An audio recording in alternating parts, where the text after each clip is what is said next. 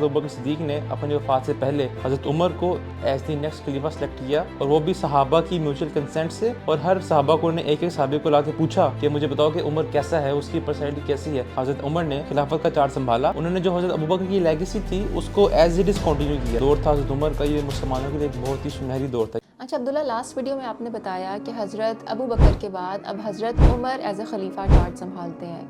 किस तरह से उनकी सिलेक्शन होती है और आने के बाद कौन कौन से काम वो सर अंजाम देते हैं, इसके बारे में ज़रा सा बताएं। हाँ जी, बिल्कुल। हज़रत अबू बकर सिद्दीक़ रज़ी अल्लाह अन्हु के बाद जो खिलाफत का चार्ज है वो हज़रत उमर संभालते हैं। और ये जो दौर था हज़रत उमर का, ये मुसलमानों के लिए एक बहुत ही सुनहरी दौर था, क्योंकि इसमें बहुत ज़्यादा कॉन्क्वेस्ट होते हैं और जो इस्लाम है वो अपने ट्रू एसेंस में उसी तरह स्प्रेड करता है जैसे वो पहले स्प्रेड करता आ रहा था, और एक स्ट्रॉन्ग होल्ड मिलता है इस्लाम को। और दूसरी चीज़ ये कि हज़रत Umar was the perfect candidate for the next खलीफा, क्योंकि उनकी पर्सनैलिटी में ही लीडरशिप की जो ट्रेड्स थी वो काफ़ी ज़्यादा थी। और उनकी सिलेक्शन का जो प्रोसेस है वो ऐसे था कि हज़रत अबू बकर सिद्दीक़ ने अपनी वफ़ात से पहले हज़रत उमर को as the next Khalifa select किया, और वो भी सहाबा की म्यूचुअल कंसेंट से।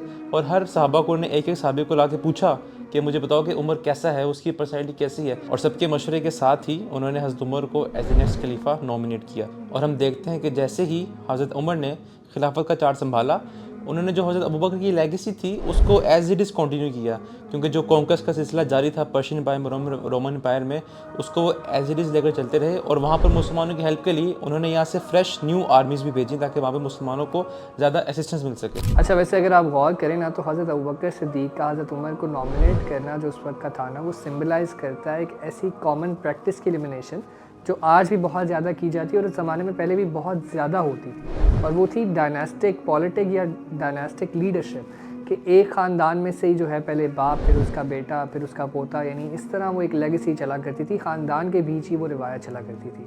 लेकिन हम इस्लाम की एक्सपेंशन देखें तो इतनी खूबसूरती से होती है कि वो एक ख़ानदान या एक नस्ल के अंदर नहीं रहती, बल्कि उसके अंदर हमें डाइवर्सिटी नज़र आती है। और जो हुनर की बुनियाद पर, लीडरशिप क्वालिटीज़ की बुनियाद पर, इस्लाम के जज्बे की बुनियाद पर, इन चीज़ों पर जो है सिलेक्शन की जाती है, और एक बड़ा ही ट्रांसपेरेंट तरीका अपनाया जाता है इस चीज़ के लिए।